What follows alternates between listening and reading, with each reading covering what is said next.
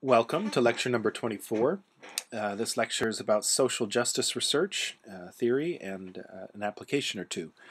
I particularly like this material because it is the area of social psychology that I have did my dissertation in and have done research in since way back when I got my dissertation done. Anyway, one of the things I'd like to prompt you about, just in terms of our intriguing question, is just to try to think about a time when you were unfairly treated and remember what kind of feeling you were having and what sort of beliefs were associated with those feelings, and try to put a label on what kind of injustice you were feeling. My argument is that feelings of fairness or unfairness, considerations of what contributes to fair treatment or unfair treatment, is really a very important part of our social experience. Patting myself a little bit on the back, an announcement here is just to let you know that I'm continuing to publish in the area of social justice. This is my most recent publication in this area, done with my colleague Norman Feather, who I worked with and collaborated with when I was in Australia. And we looked at the public's perceptions of judicial authorities and the extent to which they shared the public's values. Now, very broadly speaking, I'm going to address the question about what is social justice, what isn't social justice, and a little bit about how social psychologists study social justice. So the first question is a really broad, almost philosophical question that my psychologist buddies have tended to avoid, and it's hard to define in any kind of simple way.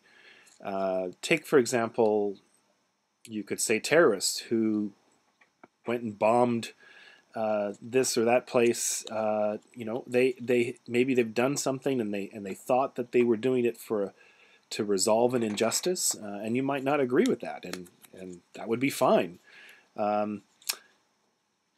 The death penalty. Some people think that to kill a murderer, a particular murderer who has done something really horrible in the process of killing someone else, not that that's not bad enough on its own, but some people think that killing a murderer is the way to respond in a fair and just way. Other people don't think that's the right response. Let's see here. Some people might think that it's a fair and just thing for society to provide the essentials for people who cannot find regular employment, for example, unemployment benefits or medical care. Yet other people think it's unfair for the employed people to be taxed to pay for such essentials for the unemployed. Variety of different things, but the important part from a social psychology standpoint is that these things matter to people, whether they can agree or not. They all matter, are important to their motivations. One thing to think about is social justice is social in nature. It's not an egocentric consideration, like I want it this way and anything else is unfair. That's a very egocentric idea of justice, and kids have that sometimes. But most mature people think about social justice or fairness considerations as something that many people agree about. There might be disagreement, but there's some consensus around what matters to people and what's important. So groups of people may disagree, as I was suggesting, but most people don't think that what justice or fairness is can be defined by a single individual's idea about what is good or bad for him or her. Maybe we can look to Bill Gates, our Microsoft guru, and look in our Microsoft dictionary, and he defines, or the Microsoft Encarta dictionary defines fair as not exhibiting any bias and therefore reasonable and impartial, according to the rules. So we could look a little closer and maybe look at just. Just means acting with fairness and impartiality, or done or pursued giving accordance with what is morally right. And finally, we could look at what's the common good. Another general point of agreement about the principle of consistency and fairness is that it serves the common good. It benefits the greatest number in society. Often when considering what is fair or unfair in a situation, we look to the general implications of following a precedent set by that action. If we follow this course of action, will more people benefit than not? Will more people's lives be improved? Will maintaining this kind of decision process benefit most people? Not all people necessarily. So that's another way to think about this issue. So what isn't social justice might be those things that are really most beneficial to one particular person, what he or she wants to satisfy his or her personal interest. That isn't necessarily social justice. Okay. How do we study social justice? There are a variety of different approaches, but generally speaking, psychologists are trying to make some kind of observation about the subjective experience of justice-related variables. You might ask people, for example, did they experience impartial judgment from an authority? You might ask people whether they contributed more or less than their share, or their partners in a group project. Did they contribute as much as they were supposed to, or did they get away with not working while getting the same grade as everyone else? So social psychologists ask these kinds of questions. They also use experimental methods where they might manipulate the treatment of individuals. They use survey methods to ask people about real-world experiences of the justice system, etc. So both experimental and survey approaches trying to assess how people perceive the factors in the social world that contribute to their sense of fairness or unfairness. So one of the reasons that it's so important to study social justice is that social justice tends to grease the tensions of social life. Now, what do I mean by that? Well, invariably in social life, there are going to be situations where people don't get exactly what they want, and they might even get exactly what they don't want. But if there's a principle that they can perceive where the treatment is going to ultimately lead to the greatest good, it tends to alleviate some of the tensions that they might experience for that personal frustration at a given point in time. So when we see social justice is occurring, we are more patient with not getting exactly what we want. Sometimes you might have an experience or a memory where you had a disagreement with a person or with the authorities and the law, for example, and as long as you felt like you had a chance to be treated in a reasonable way, it may not matter whether you actually got exactly what you wanted out of the interaction. So some areas that people focus on when they're studying social justice is, what do people regard as fair or unfair? Under what circumstances, what kinds of situations contribute to those judgments? Why do they consider that?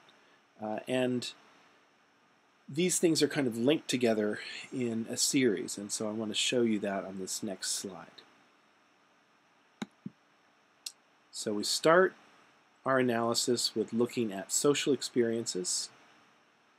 You have encounters in the social world. Those lead to certain thoughts and perceptions and certain feelings. The thoughts and perceptions can contribute to the feelings. The feelings can lead you to think certain things. Together, these things might be considered an experience of justice or injustice.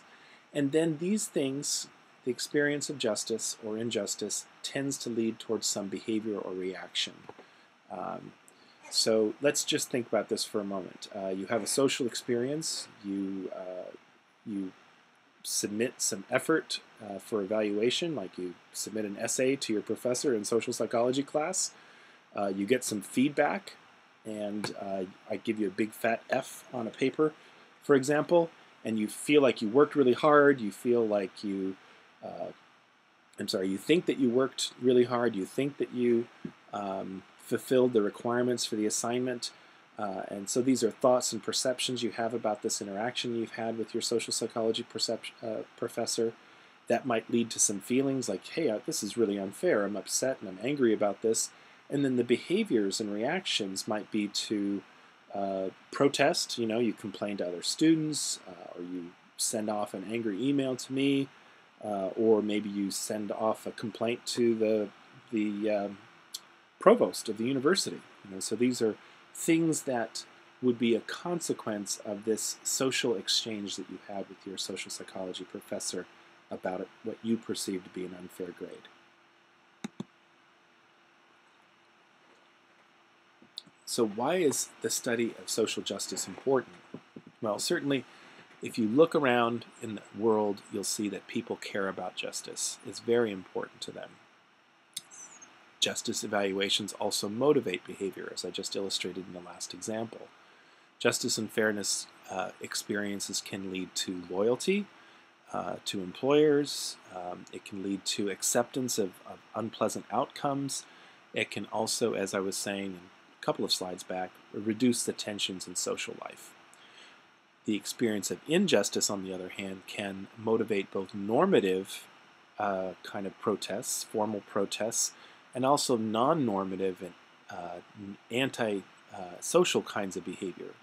What we have going on around the United States right now is clearly a reaction to perceived injustice. You may agree or disagree with what the protesters are doing, but I think we can all agree that they are motivated by a sense of injustice to protest what they perceive as an unfair verdict in Ferguson. And again, I'm not saying that that was an unfair verdict or that justice wasn't done there. I'm just saying that the people who are protesting are motivated by a sense of injustice. Many of them, anyway. So when we think about justice, we have to kind of go back to some basic motives that might underlie people's considerations of justice.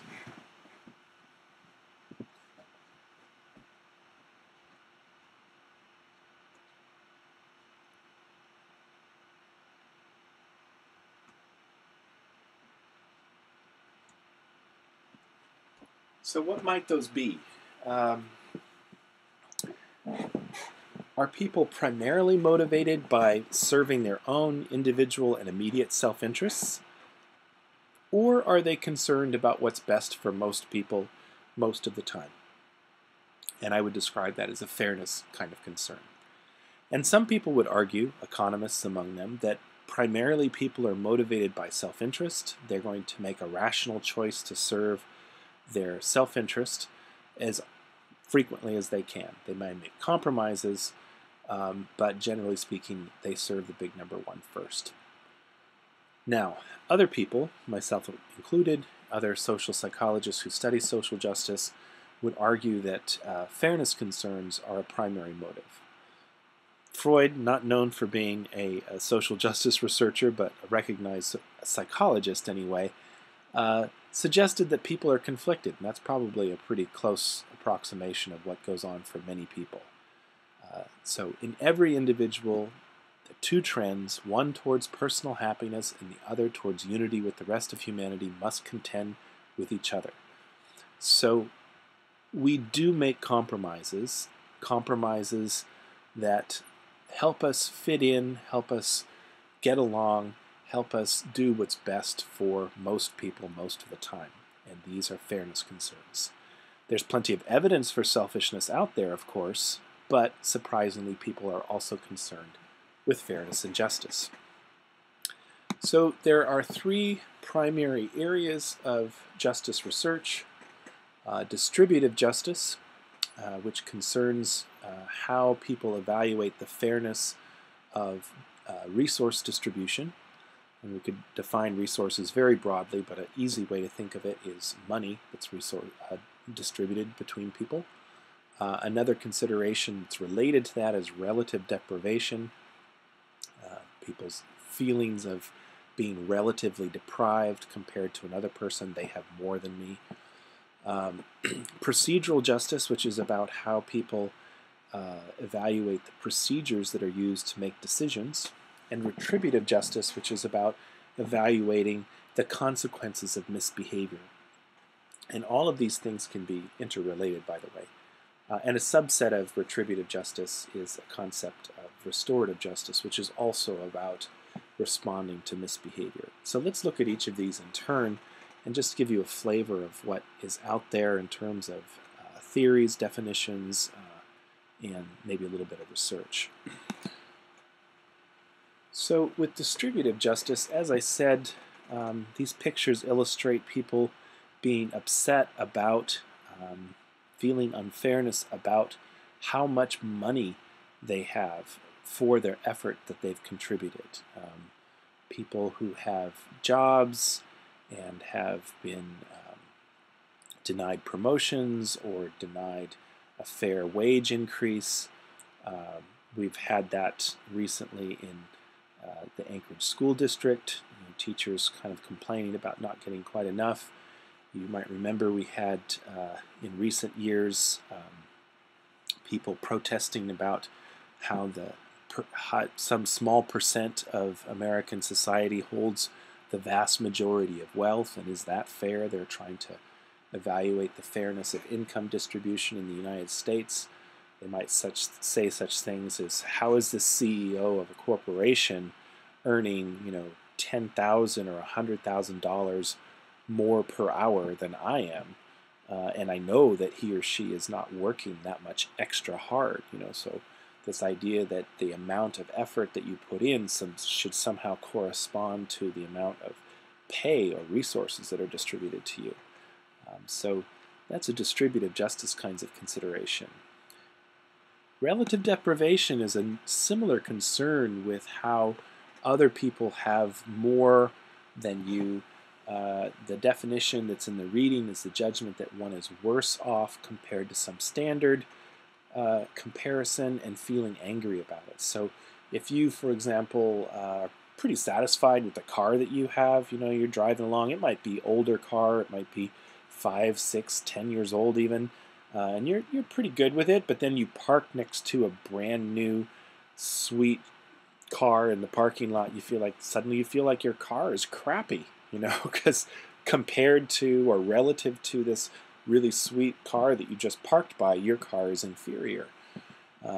This quote here by Karl Marx also kind of sums up the idea of relative deprivation. And I managed to find a picture where someone has basically put a castle, a small castle, but a castle nonetheless, alongside of some regular brownstone houses. Distributive justice, just to kind of push this a little bit further, this is an equity equation, and there's some equity discussion in your textbook as well. Distributive justice, what is the fair distribution of resources?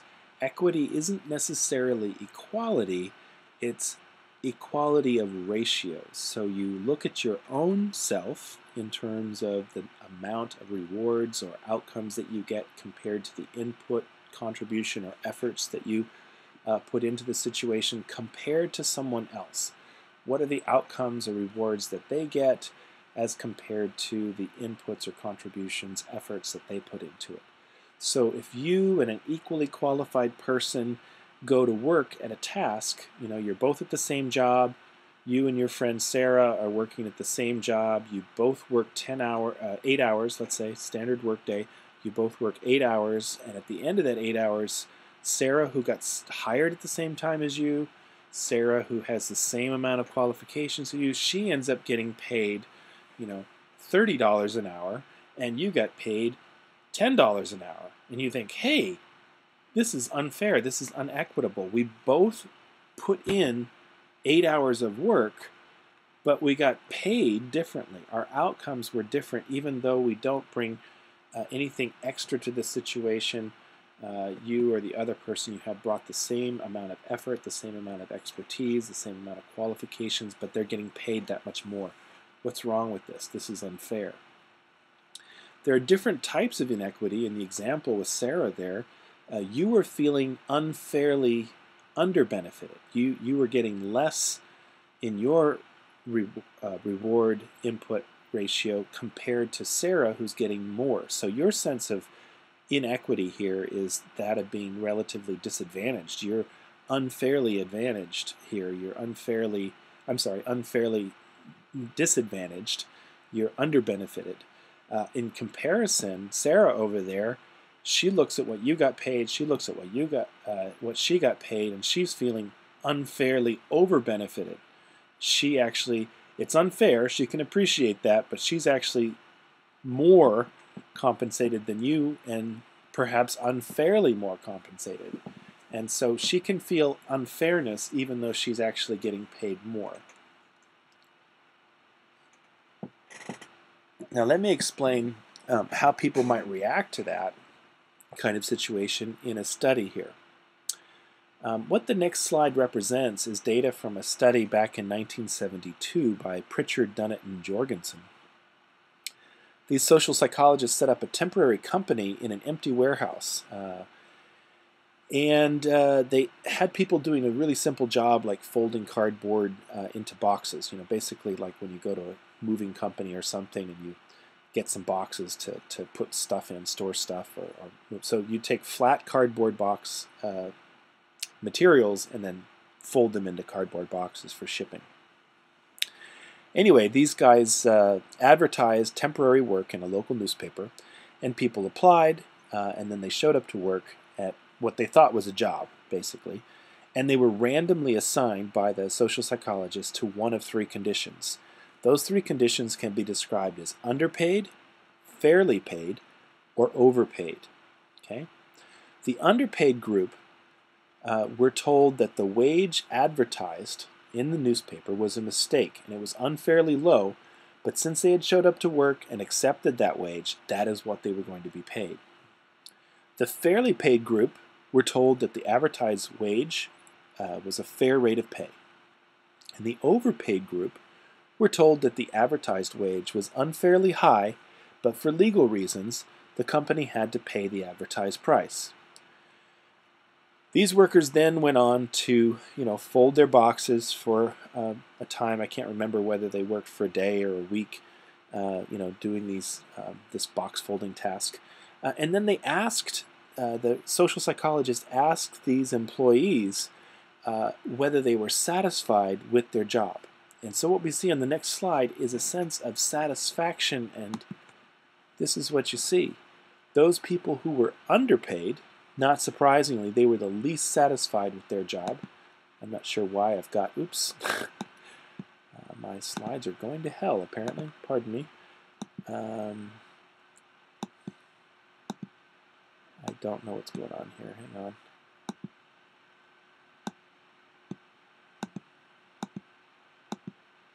Anyway, I'll just proceed.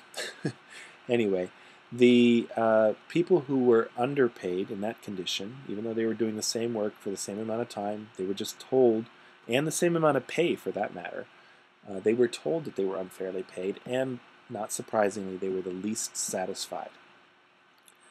All three of these groups were getting paid the same amount, doing the same job. Keep that in mind.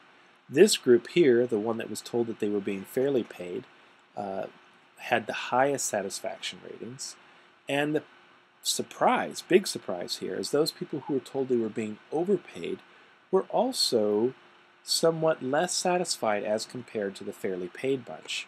So equity theory predicts that both the underbenefited, no surprise, and the overbenefited folks will feel like their situation is unfair and will feel uncomfortable. And this satisfaction measure is meant to kind of capture that idea that they're somehow not entirely happy with their situation because, apparently because they're feeling like they're either overpaid, unfairly overpaid, or unfairly underpaid. And the group that was most satisfied was the group that was fairly paid. Now keep in mind, same job, same pay, they're just how it's been described to them. Okay?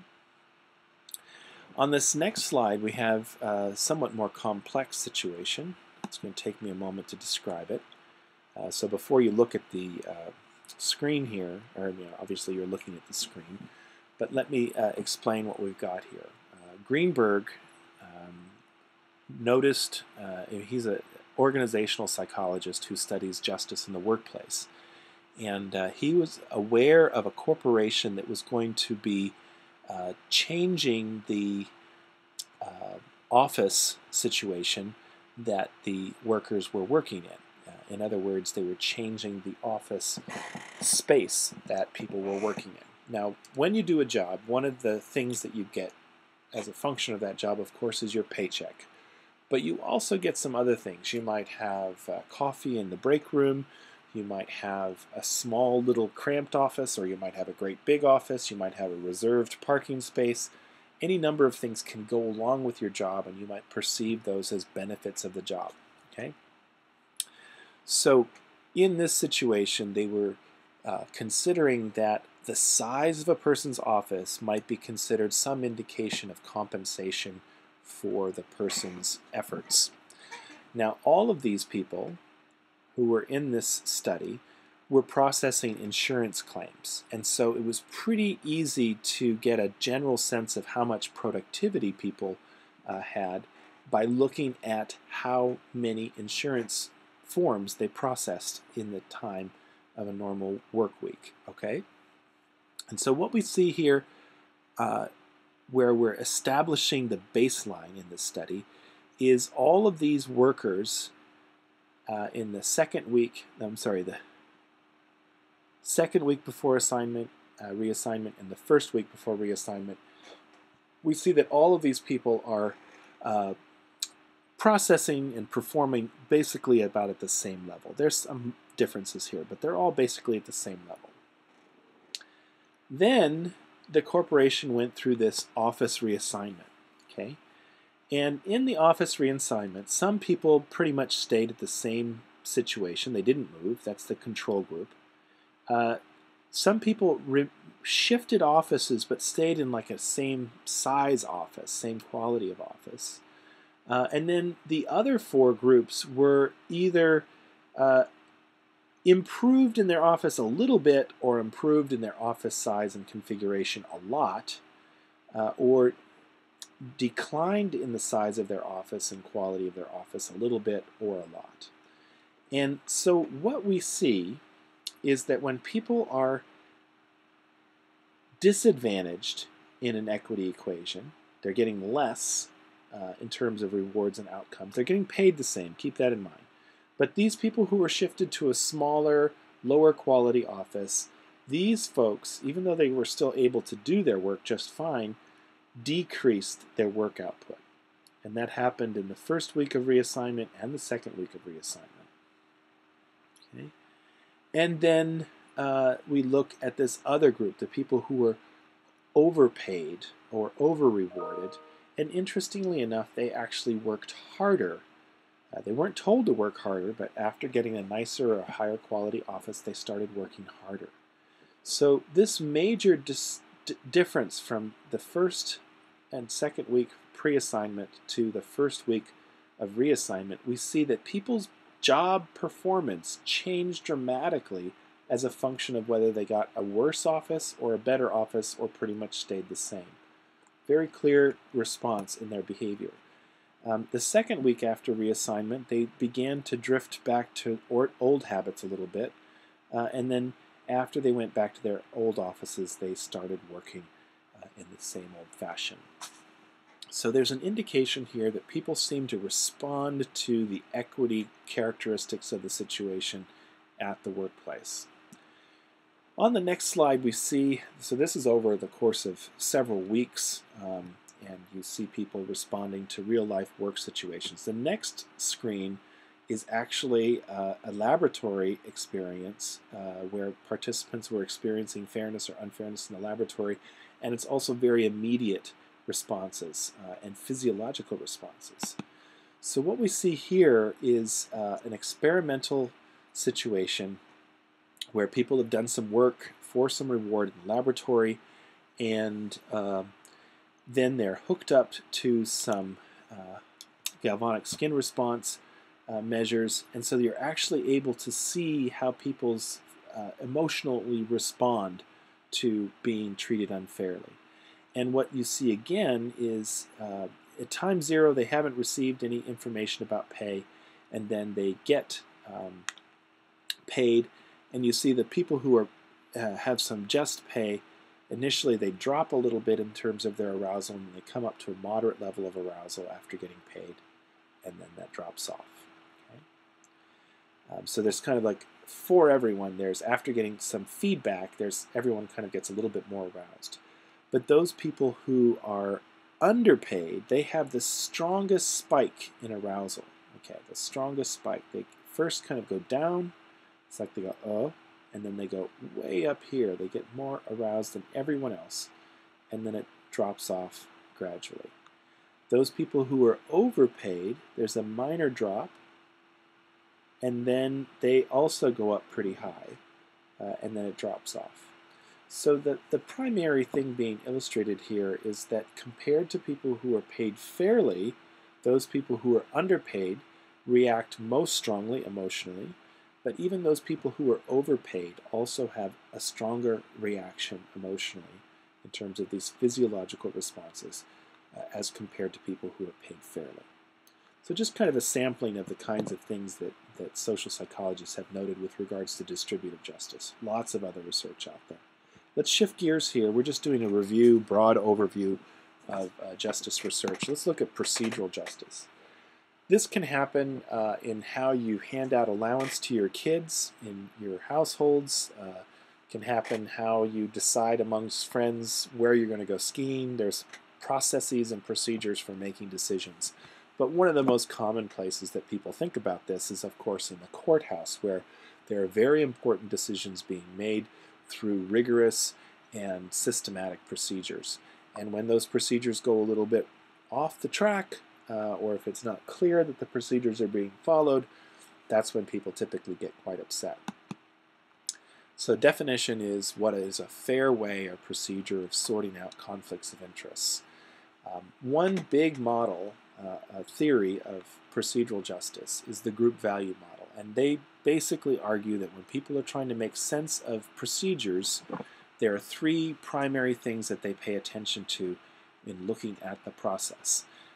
They look at whether or not there is neutrality, that the decision maker is neutral towards all parties, whether or not the decision maker can be trusted to serve the best interests of all the people, that the people on one side of the conflict, the people on the other side of the conflict, and standing, which is a different term, but basically it means respect. Does the decision maker seem to respect or treat the participants who are in the discussion with respectful or decent treatment? Okay. So, just some examples of procedures that aren't necessarily law procedures. You can have two kids who are disagreeing about what kind of DVD to watch. They can flip a coin. That's a procedure to decide. 20 college students apply for a college scholarship. You can put all the applicants in a hat and draw a straw. That's a procedure. You can develop criteria and have a panel of judges rate them. That's a procedure. You can pick a student who's a member of one of the committee members' families. That's a procedure. May not think that that's unbiased, so we're back to that issue of neutrality, right? You can pick the student with the cutest picture, Again, maybe that's a bias, and that's not a good procedure. Let's say an 18-year-old drops out and must get a punishment for causing $2,000 of damages for vandalizing his old school. You can follow the letter of law. You can ask his mom what punishment he should get. You could ask the school principal. You could assign a lawyer for the prosecution and one for the defense and let a judge decide after hearing both sides of the case. You could assign a community member, you could assign a committee of community representatives, including the young man's parent, to discuss the case and decide a response. These are all possibilities. And when we evaluate those possibilities for these different situations, you might ask yourself, is it neutral or is it biased? Does the decision maker seem to have everybody's interests at heart? Can you trust that kind of benevolence? Is everyone being treated respectfully? So let's look at some examples of research that look into these kinds of things. So I'm not expecting you to memorize these numbers by any means, but let's just take a look at an application of the group value model to evaluating how people respond to fairness in either a legal situation or a conflict involving management in a corporation. Representativeness, this is the ability to kind of present your details to the decision maker. This matters both in court, being able to state your case, and in management conflicts. Consistency of treatment is very important, but in this study, more important in the management setting than in the law setting. Correctability, the ability to appeal the decision, is very important in legal contexts. Getting to those concepts that we talked about in the group value model, neutrality, lack of bias and honesty in presenting information, these kinds of things matter in both legal settings and in management settings. The quality of decision making, this matters a lot to people in the legal context, seems to matter less to people in the management context. Whenever you see little asterisks after these numbers, it means that statistically they're important. Okay? Trust in the authority. Does the authority have the best interest of all parties in mind? That perception is very important in law, but also very important in management. Ethicality, this is the kind of the standing or respect that I was talking about before. Respect for rights, treating everybody in a civil and polite way. This is also very important. This R-squared value at the bottom is just sort of a summary of the overall importance of these things in a person's fairness judgments.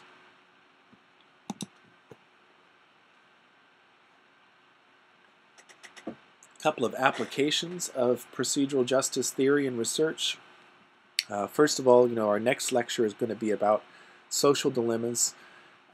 Social dilemmas often involve situations where people can't get exactly what they want, and they have to make compromises with people that they live with.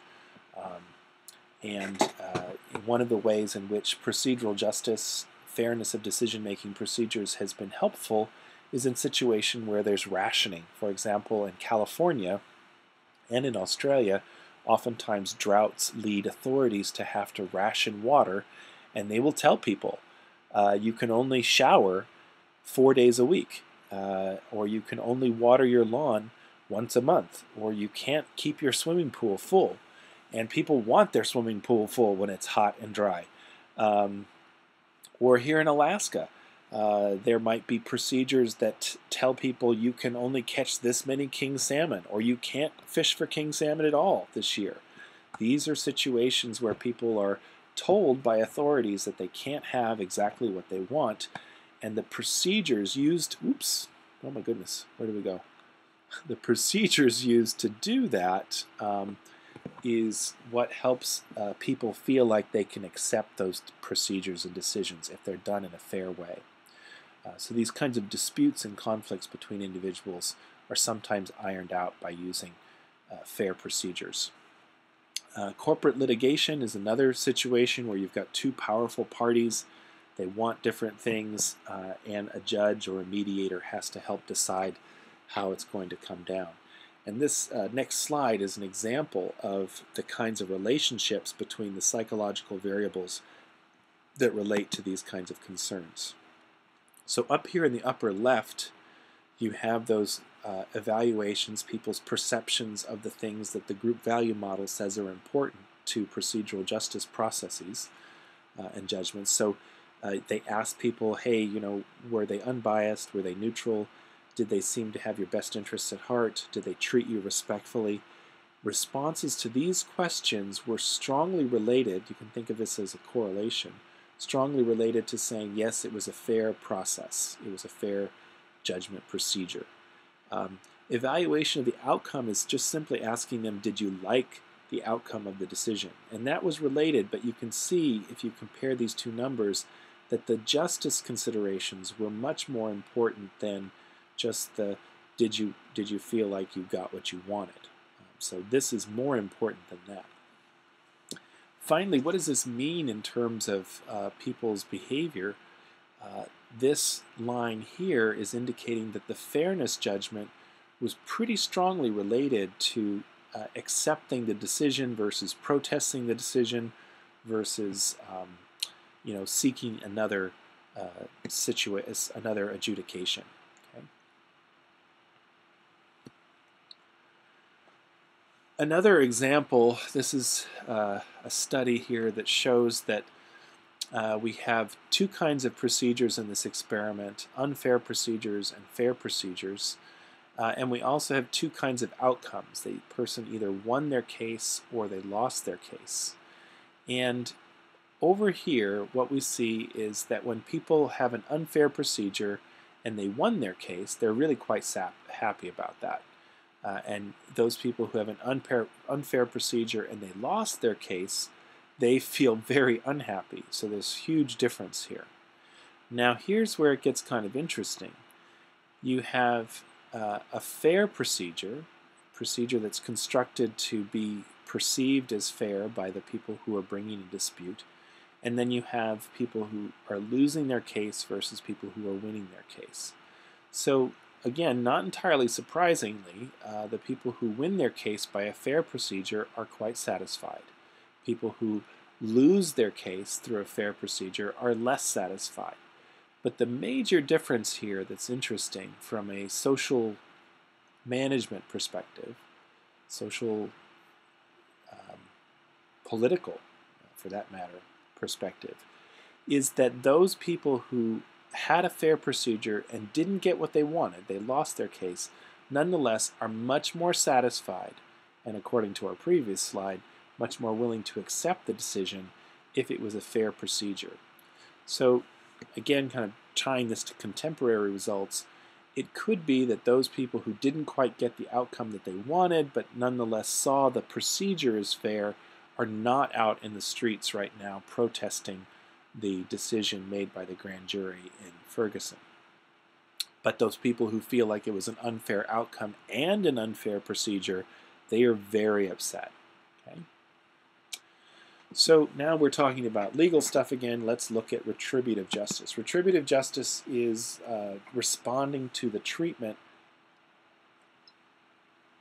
that people get as a function of having done something wrong or misbehaved. Okay?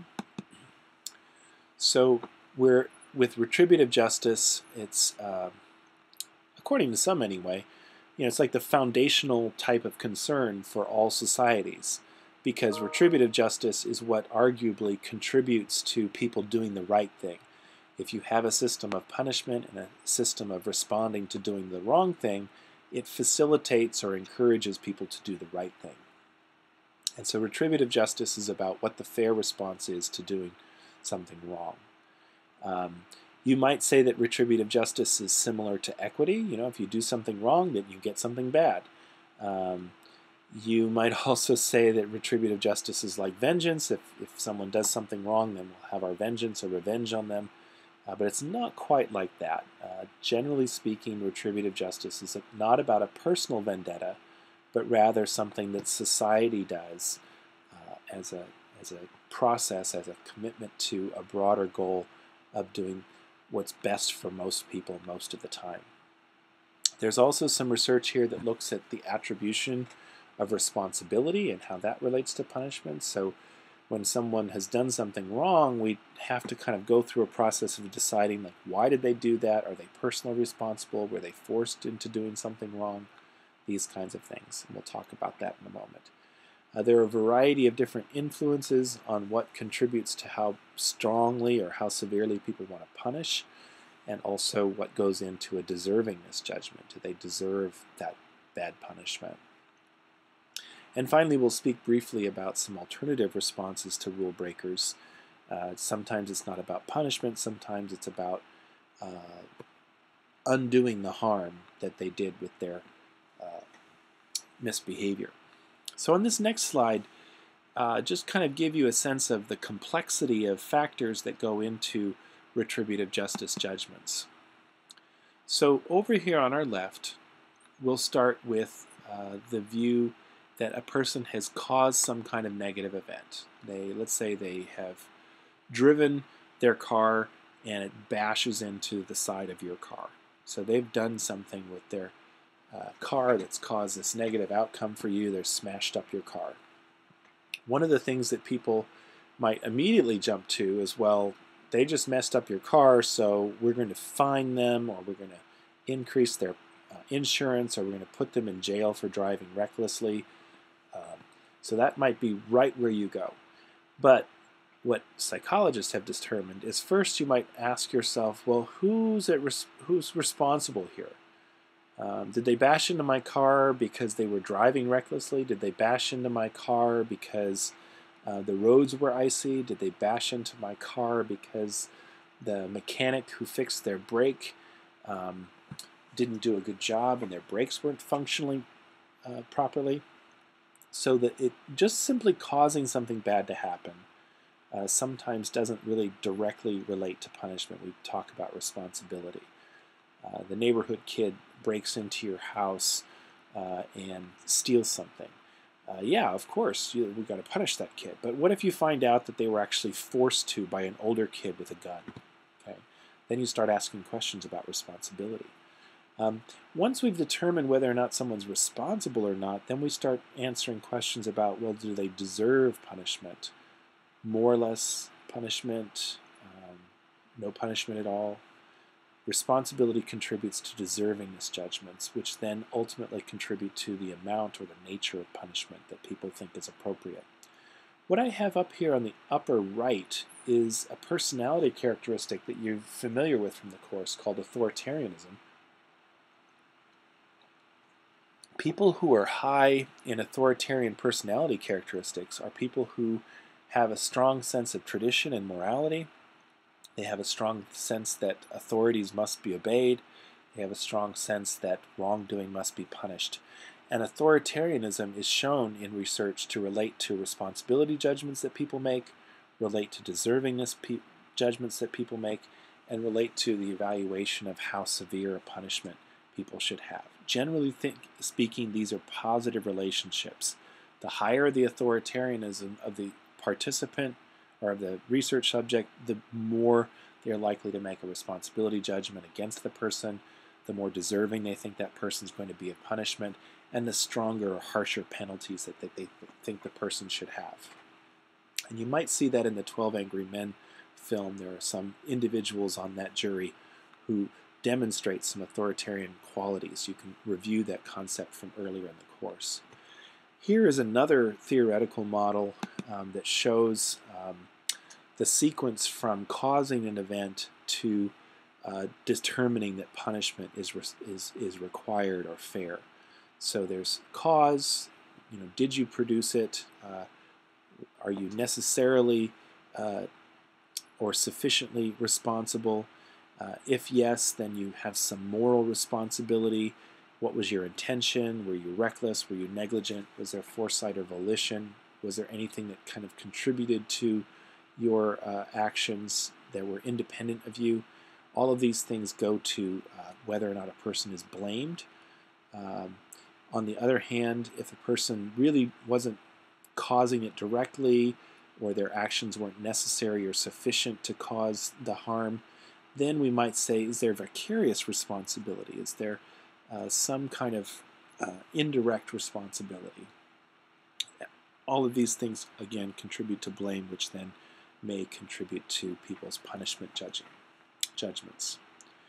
Here is a study result by myself and my PhD supervisor, Tom Tyler.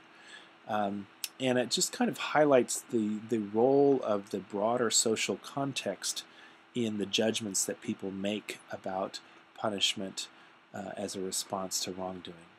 So what we have over here on the left-hand side are people's social values, of which authoritarian might be part of them. We also ask them some questions about whether or not there was society was morally cohesive, or there was too much disagreement about what right and wrong is. We also ask them about whether they perceive the world was dangerous. So these three things, their social values, the perception that there's erosion or confusion about what's morally right, and their perception that there might be harmed in the world, all of these contribute to a number of justice-related things. Over here on the left-hand side, right-hand side rather, up at the top, we have an agreement that it's okay to cut corners in legal procedures sometimes if offenders have done something wrong. So willingness to abandon or cut corners with procedural justice. This is a initiative in California way back in 1995 or 96 3 strikes and you're out was the commonly referred to term for this kind of harsh penalty for people who have done a third crime. People who were authoritarian, people who believed that the world was morally uncohesive, these folks tended to believe that there was a good reason to support the 3 strikes and you're out initiative. Believing that the world is not morally cohesive directly related to general punitiveness, as did those authoritarian social values. So just kind of showing you the interrelationship of these subjective qualities. What we have on this slide is something kind of interesting. It's a combination of social context and social identity. What we have here is the results of an experiment. In the experiment, people were presented with the case of a person, a student, who attended a public presentation with fellow students, and the student was either presented as a member of the in-group, that is, belonging to the same university as the research participants, or an out-group, that is, belonging to another university that the research participants were familiar with. So they were presented with this scenario at their university or another university. There was a competition for the best university in the country, and some of these research participants were randomly assigned to a condition where their own group, their group 1, high status, or the other group 1, low status. And in the scenario, it went on to describe the awards dinner. Okay, so this public situation, which I was describing earlier. The awards dinner at which a student who, had a little bit too much to drink got into a brawl and broke the nose of the student from the other university, who had to be hospitalized with a concussion. So obviously we have some misbehavior here, and the question is, how do people respond to this misbehavior? So all the participants then rated a series of questions about retributive justice for the student who was involved in this fighting and had injured the other student. How fair would it be for Martin to be punished is the main question. And how content would you be if Martin were punished? And that was on a 1 to 7 scale.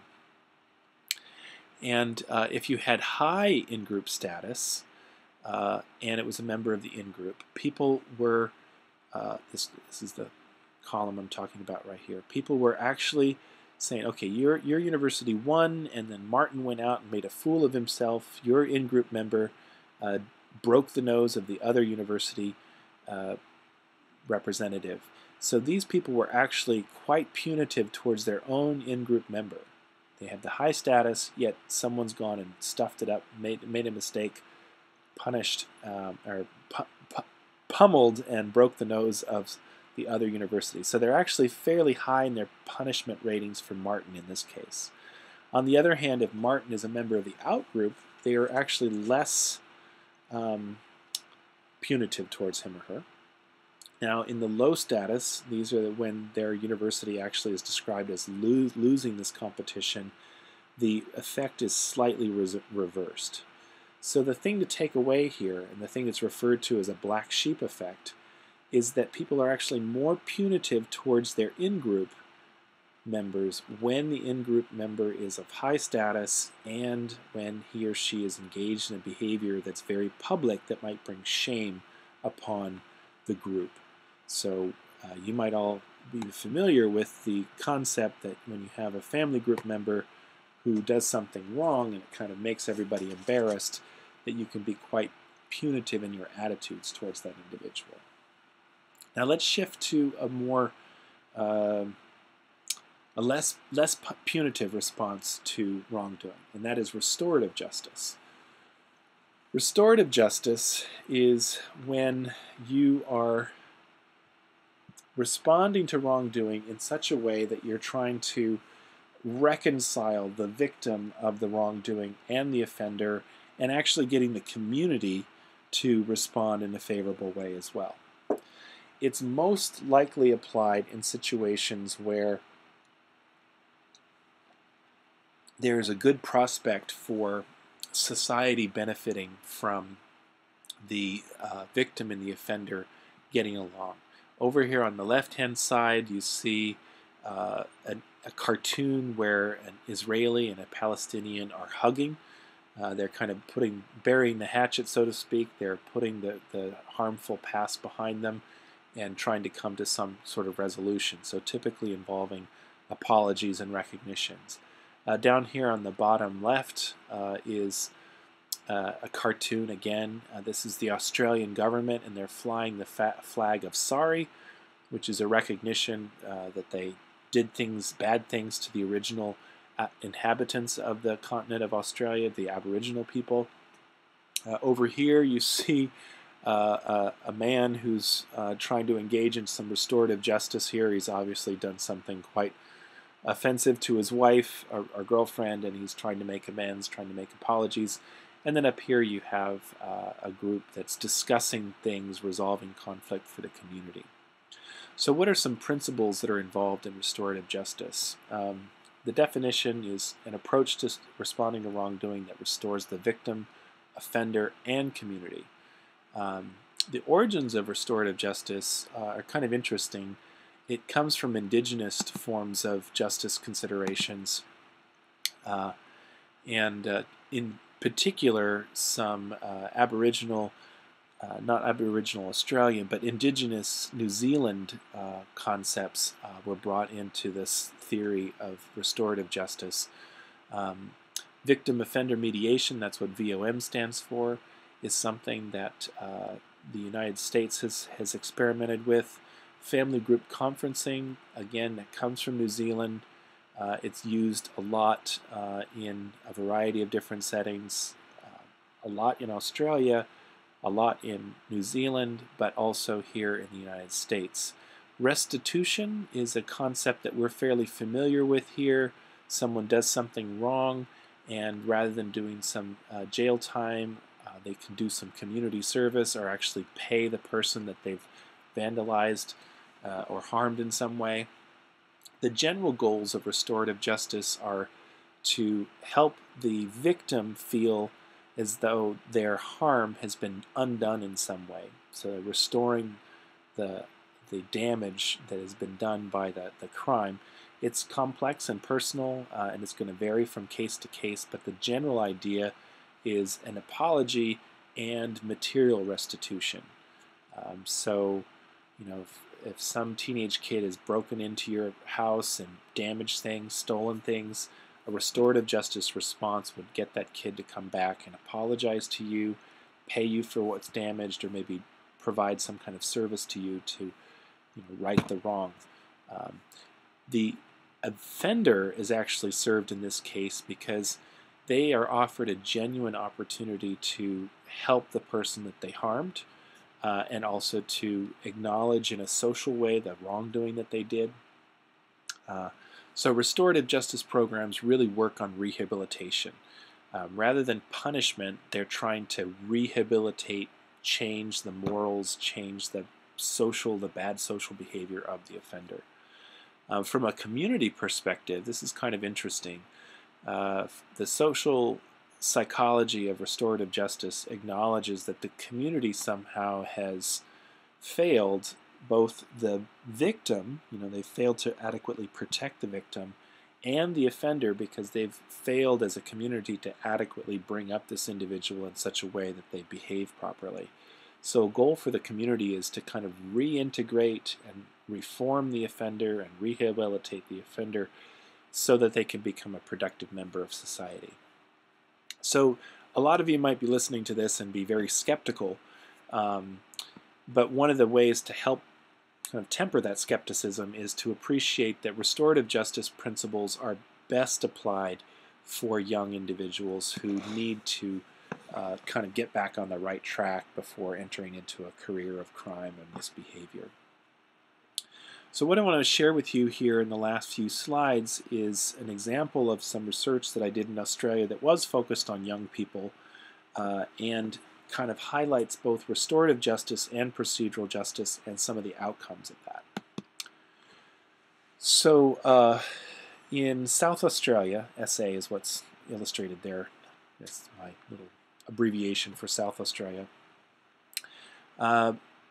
they have family group conferences. So after a young offender has done something wrong, they bring that young offender into a conference that involves family members, community members, and the people who were actually harmed by their crime. These family conferences involved both urban settings, rural settings, Aboriginal offenders, non-Aboriginal offenders, some serious offenses, but mostly kind of more misdemeanor kinds of offenses. The research involved interviews with the participants, particularly the offenders. We had a survey with both open and closed format questions. Just a general sense of what we measured overall. And I will give you some more detail in a moment. We asked the offenders how satisfied they were with the procedure. We asked them overall, was the procedure fair? We also asked them for certain aspects of procedural fairness. We asked them if they had respect for the police, and we also asked them if they intended future compliance with the law. The procedural justice questions, we had the general procedural fairness, how fair was the way the conference was run. That was on a scale from 1, very unfair, to 4, very fair. We had a neutrality question. In general, other people's views were favored over yours at the conference. That's reversed. So the higher the score there, we actually changed the scoring on it. So the opposite meaning was there. So if people agreed to that and then we changed their score around, they're basically saying that it was an unbiased or neutral process. Trust, in general, people at the conference were looking out for your best interests. And standing, you were treated in a respectful manner at the conference. Then we asked the data some questions about the interrelationships between these variables. We have fairness. Fairness was strongly correlated with the satisfaction of the process, not related to the satisfaction of the outcome. Okay, so the process kinds of questions that we had on the previous slide, that was strongly related to fairness judgments. Fairness of the process was also strongly related to the police, respect for the police, and strongly related to the sense of future compliance. I intend to comply with the law. So that's the main thing that I want to highlight here, is that the fairness of the process, that seems to affect how people viewed the fairness or satisfaction. It also seems to relate to the respect they feel for police, and also seems to relate to their intention to comply with the law in the future. So just as a wrap-up here, the hope I've convinced you with this brief summary of social justice research that fairness principles are important in society, and that what is just behavior, sometimes people disagree about that, but broadly speaking, just behavior is a restraint of individual interests for the sake of the common good. So I'm going to finish there and hope that you at least got a taste of what's available in the area of social justice research, and the reading that is assigned for this also can help you get a sense of that.